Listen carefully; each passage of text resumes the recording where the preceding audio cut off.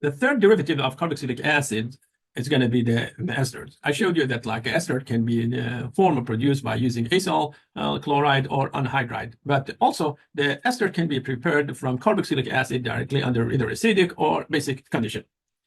So when it comes to basic condition, we will use a carboxylic acid plus a sodium hydroxide or a base. The purpose of the base is to activate the acid. This one is acid, and that's going to be the base. So first step of the reaction is going to be just simply acid-base reaction. The acid, it will react with the base, and it will transfer an H to it. So technically this H, it will be taken by the OH, and we will get R, C, O, and then here O minus. This one will have a negative charge, which it will be paired by sodium plus water. The carboxylate, now it has a negative charge. And because of that negative charge, it will be more capable of getting involved in SN2 reaction. Next step, the carboxylate, it will go after the CH3 iodide, and it will get involved in an SN2 reaction. So we'll have a carbon with 3 hydrogen attached to it and 1 iodide.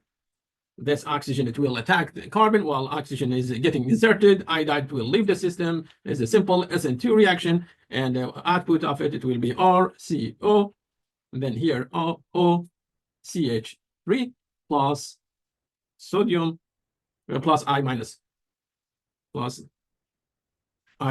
and the I minus, of course, it will be paired with sodium. So I can just simply say sodium will find iodide, and it will turn to sodium iodide. And under basic condition, we managed to turn a carboxylic acid to an ester. Can we run this reaction under acidic condition? And the answer, yes, it's possible to run such a reaction. We call it a Fischer esterification. And so the product here is going to be, again, this OH, it will be kicked, and simply it will be replaced by OR. And in this case, we have a methoxide group. So the methoxide OMe will replace the OH, and other side we will get H2O. What's the role of H plus as a catalyst to speed the chemical reaction? And what's the mechanism for such a reaction? The mechanism will technically, the reaction will initiate it by adding a proton to the carbonyl. And the purpose for it is to increase the positive charge on the carbonyl. Why? Because methanol is a weak nucleophile. And because it's a weak nucleophile, the reaction is not going to be that fast. We need to push the reaction somehow. When we add H plus to the carbonyl, we will get carbon with a huge positive charge, and you can rearrange it as RCO and OH here. This one, it has a whole positive charge, and because of that positive charge, is more capable of getting involved in nucleophilic addition. Next step, the weak nucleophile of methanol will be added to the system. Again, it will lose an H, and it will give us this intermediate. I'm going to highlight this intermediate.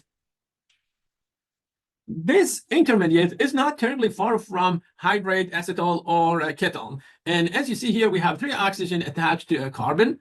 And we started from a carbonyl group. Now that we lost that carbonyl group, this chemical compound, again, like hydrate or acetals, it's not that stable. So it can go through rearrangement in order to recover the carbonyl group back. And if that won't happen, at the end, again, we're going to get that carbonyl, but the OH got replaced by the methoxide group. So next step, you remove one OH from the system while OH is leaving the system, that OH leaving the system as the H2O, which is a good living group. Now the second OH, it will do rebound with carbon, and that's going to form a carbonyl. Now we have extra H, and that extra H must be taken out of the system. So H at the end, it will be recovered. And because at the end it will be recovered, that's the reason I call H plus a catalyst. We used it at the beginning, we used it to speed the reaction, but at the end we got it. And because it's not being used at the end of the reaction, I will call it catalyst.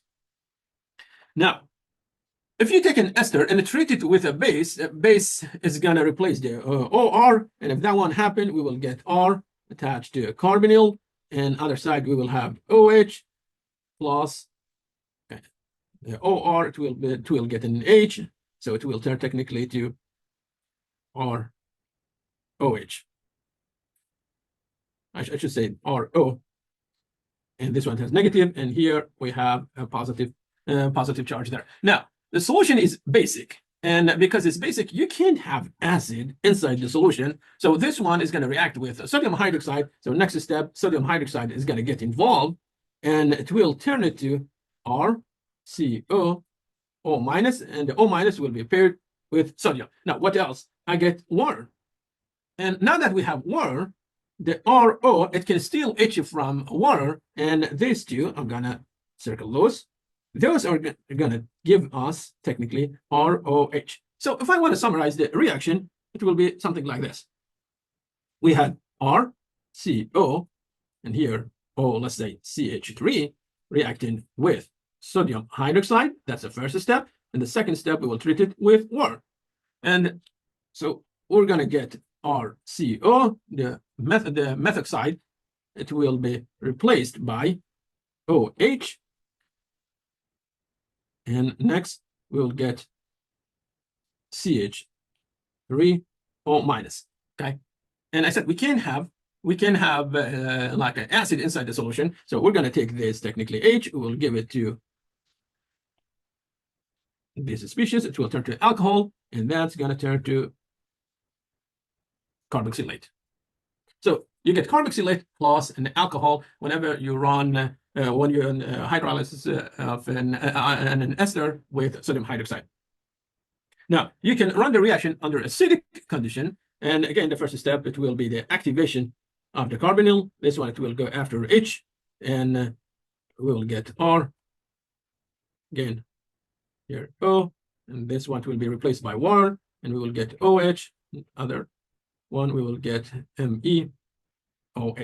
Again, what's the purpose of the acid is to catalyze the reaction. But in this case, because it's acidic condition, we will get carboxylic acid compared to the basic condition. In basic condition, we got a carboxylate instead of carboxylic acid.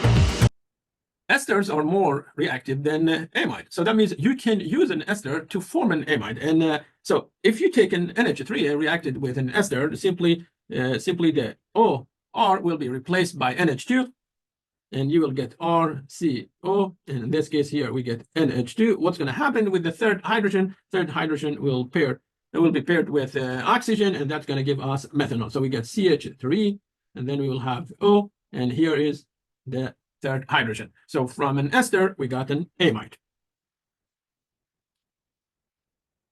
Okay.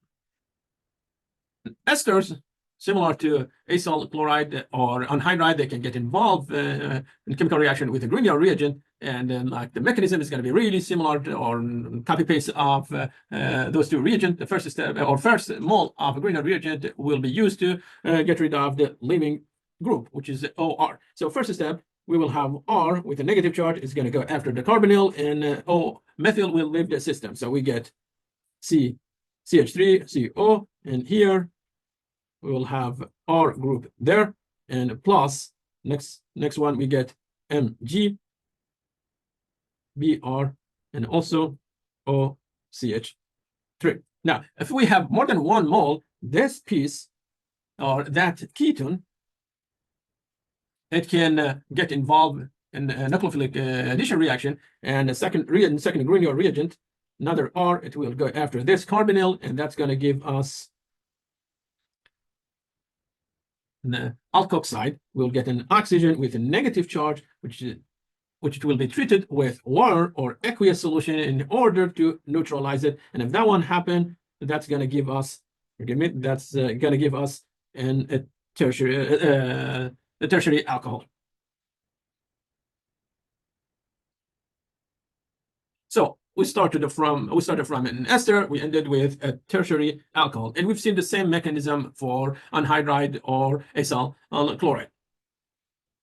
Now, if you take an ester and treat it with reducing agent like lithium aluminum hydride, again, you can get rid of the OR group, and that's going to give you aldehyde, but the reaction is not going to stop there. It will go through another step of reduction until you get an alcohol. So first step of the reaction, aluminum hydride will add an H with a negative charge to the carbonyl, and if that happens, we will get this. Get aldehyde, and aldehyde will react with another mole from lithium aluminum hydride, and again another mole, another H, it will be added to this carbonyl, and if that happens, we will get R, H here, another H there. Now we got O with a negative charge, and this alcohol, it will treat it with aqueous solution in order to quench the reaction or stop the reaction, and if that one happens, we will get R, C, OH, and now here we got two hydrogen. Our alcohol is attached to a carbon that has only one neighbor carbon, so it's going to be a primary alcohol. So the carbon that I highlighted, it has only one neighbor carbon, so I'm going to call this alcohol primary alcohol. Okay, as you see here, I use 2 moles from a reducing agent. The first mole gave me an aldehyde, and then before I forgot this one, also I got methanol. So first mole was used to get aldehyde plus methanol, and the second mole we used it to take the aldehyde and reduce it to primary alcohol.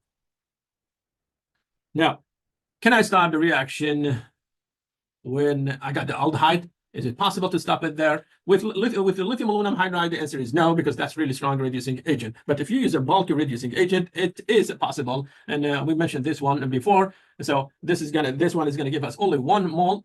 And as we are using, we are not using excess from it, just 1 mole. And if that's the case, and so you get aluminum.